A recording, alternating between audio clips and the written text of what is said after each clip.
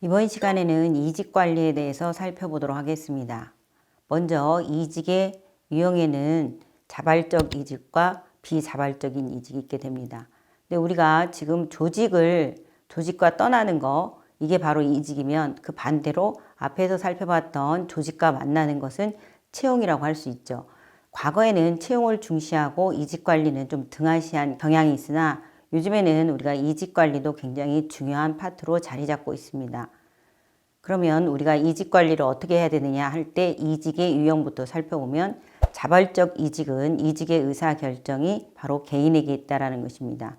비자발적 이직은 이직의 의사결정 주체가 조직에 있게 되는 것이죠. 그래서 비자발적 이직에는 바로 일반 해고, 징계 해고, 경영상의 이유에 대한 해고로 나누어 볼 수 있습니다.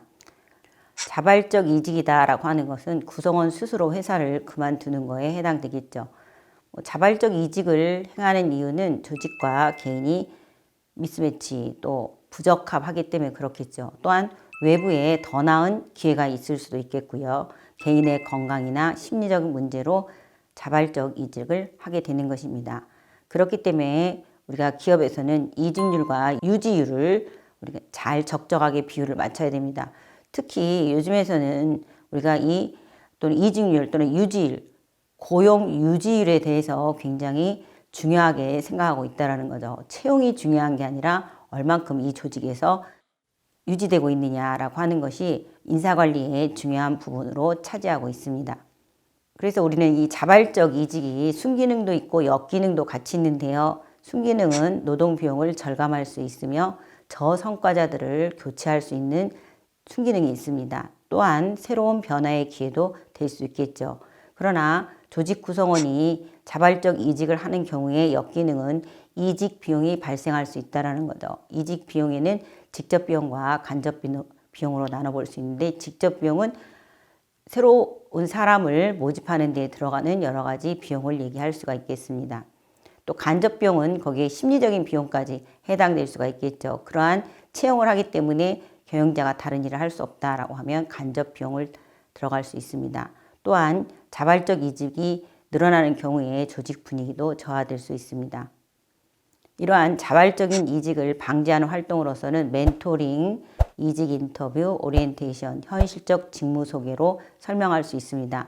우리가 멘토링은 인생 전반에 관해서 담당하기 때문에 꼭 조직 구성원이 아니다라고도 말씀을 드렸습니다. 여기서 중요한 건 이직 인터뷰라고 할 수 있습니다. 이직 인터뷰에 대해서는 뒷부분에서 자세히 말씀드리도록 하겠습니다. 오리엔테이션이나 현실적 직무 소개 또한 우리가 채용할 때 이게 조직 사회화를 위해서 필요하다 하는 부분도 언급했습니다. 그러면 징계 해고는 비자발적인 이직에 해당되는 거죠. 이건 회사가 이직을 결정하는 통상 우리가 해고라고 얘기하는 것입니다. 그래서 징계 해고는 근로관계를 계속할 수 없을 정도로 근로자에게 책임이 있는 사유가 발생한 경우에서 사용자의 의사결정으로 근로관계를 종료하는 것입니다.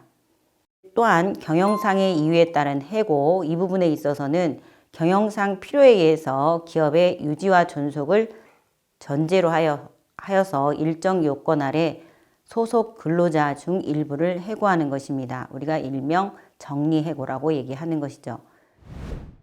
이 경영상 이유에 따른 해고의 제한은 근로기준법에 언급하고 있습니다. 그래서 사용자가 경영상 이유로 인해서 근로자를 해고하려면 긴박한 경영상의 필요가 있어야 되는 것입니다. 이 긴박한 경영상의 필요라고 하는 것은 바로 사업의 양도, 인수, 합병 이러한 것으로 인해서 경영상의 긴박한 이유가 필요한 것입니다. 이것을 통해서 우리가 다운사이징이라고 할 수 있습니다. 이러한 다운사이징의 확산 배경 및 실패 이유를 살펴보면 기업이 경영상의 어려움에 처했을 때 건물, 토지를 매각하거나 사업부를 축소하거나 공장을 폐쇄하는 등 물리적 규모를 축소하고 인력의 규모를 축소하는 전략입니다. 이러한 다운사이징의 확산 배경은 노동 비용을 절감하고 경쟁력을 확보하기 위함이고 새로운 기술을 도입하기 위해서 다른 사업부를 우리가 정리하는 경우가 해당되겠죠. 또한 인수합병하는 경우 공장이 이전되었기 때문에 다운사이징이 필요한 경우입니다. 그러나 이러한 다운사이징이 경영상 필요함에도 불구하고 실패하는 이유를 살펴보면 필요한 인력이 손실될 수 있다는 것이고요. 또는 새로운 사업으로 하기 때문에 그동안 기존에 있었던 조직의 네트워크도 손실을 입을 수 있습니다. 또한 중요한 것은 잔류 근로자들의 사기 저하입니다. 우리가 일명 생존자 증후군이라고 이야기하는 것입니다. 나만 살아남았다는 죄의식이나 분노 또는 불안감이 있을 수 있게 되겠습니다. 경영상 이유에 대한 해고 관리에 대한 대안을 살펴보면 우리가 노동 비용을 절감하기 위한 인원을 감축할 필요가 발생되었을 때는 해고의 대안으로서 고용 정책, 그러니까 나라에서 실시하는 고용 정책을 활용하는 방법이 되겠습니다.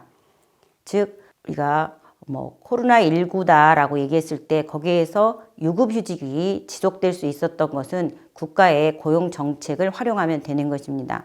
또한 직무를 우리가 쉐어링 하거나 같이 공유하거나 그 다음에 직무를 나누는 것 또는 보상 정책을 통해서 해고를 대안할 수 있습니다. 또는 자발적인 이직을 유도할 수 있겠죠. 조기퇴직, 명예퇴직, 희망퇴직을 통해서 자발적인 이직을 유도하는 것입니다. 또한 비자발적인 이직은 당연히 경영상의 이유로 인해서 해고할 수 있는 이런 걸 통해서 우리가 해고를 관리할 수 있는 것입니다. 그런데 이 해고가 경영상의 이유로서는 공정한 해고가 돼야 된다는 것입니다. 그렇기 때문에 근로기준법에 의해서 해고 30일 전에 예고를 해야 되는 것이고요. 해고의 기준이 명백해야 되는 거죠. 입사년도, 개인의 성과 혹은 개인의 역량에 의해서 해고가 가능한 것입니다. 해고의 통지는 해고 결정 및 대상 선정 모두 철저하게 비밀을 유지하되 일단 결정되면 신속하게 집행해야 되는 것입니다. 즉 경영자가 아닌 다른 사람에 의해서 해고를 예상하거나 들었다라고 하면 근로자에게 심리적 측면이 굉장히 강한 타격을 입게 되는 것이죠. 해고 외에도 지도와 징계의 목적과 효과에 대해 살펴보면 지도와 징계는 회사의 정책이나 규칙을 강화하기 위한 조직 관리 과정에서 구성원들과 소통하기 위한 도구라고 볼 수 있습니다. 그래서 관리자의 경영권과 근로자의 노동권에 대한 부분이 같이 상충되는 부분이라고 할 수 있겠죠. 그래서 지도가 필요한 것이고 지도가 된 후에는 징계를 할 수밖에 없는 내용입니다. 그래서 지도와 징계의 목적은 구성원들의 행동을 회사에서 기대하는 행동으로 전환하기 위함입니다. 지도와 징계의 효과는 예방적인 효과가 필요하다는 것이죠. 그래서 자기 규제의 효과를 갖게 되며 행동의 개선 효과도 있습니다. 또한 처벌을 통한 행동의 억제에 대한 효과도 발생할 수 있습니다. 그러면 우리가 지도와 징계에서 기본 원칙은 뜨거운 난로의 규칙이라고 일명 얘기하고 있습니다. 발생되는 즉시에 징계가 필요한 것이고요. 또 경고와 함께 있어야 되며 항상 일관되며 예외 없이 지도와 징계가 이루어져야 됩니다. 이런 거에 대해서는 리더의 역할이 굉장히 중요합니다. 그러면 지도와 징계의 절차에 대해서 살펴보도록 하겠습니다. 단계적인 접근법으로 첫 번째 단계는 1차 구두 경고입니다. 2차는 문서 경고입니다. 3차는 대기 발령이고 4차는 징계 해고를 해야 되는 것입니다. 혹시 창업기업이나 중소기업에서는 구두 경고로서 징계가 끝났다고 생각하시면 큰 오산입니다. 이 절차를 밟으시는 것이 나중에 부당 해고로서 문제를 발생하지 않게 되는 것입니다. 긍정적인 접근법으로서는 첫 번째 단계에서는 구두로 확인하고 두 번째 문서로 확인하고 세 번째로서는 의사결정의 기회를 제공하고 네 번째 징계 해고를 하는 절차를 밟게 되는 것입니다. 자, 우리가 그 전략적 대안을 위한 이직 분석, 특히 중소기업이나 창업기회에서는 이직이 발생하기 때문에 이러한 이직에 대한 분석이 필요하다는 것이죠. 그러면 첫 번째로서 왜 이직하는지, 표면적인 이유인지, 실제적인 이유인지를 파악하는 것이 경영자에게 중요한 것입니다. 우리가 보통 이직할 때 일신상의 이유 이렇게 말하는 것은 표면적인 거죠. 그 내면에 뒤에 실제적인 이유가 있다는 것입니다.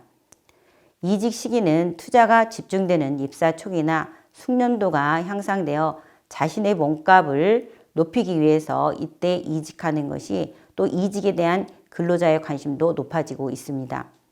또 이직하는 사람이 누군지, 이직하는 사람의 직급, 직무, 근무 지역, 역량 수준, 성과 수준에 대한 분석도 필요합니다.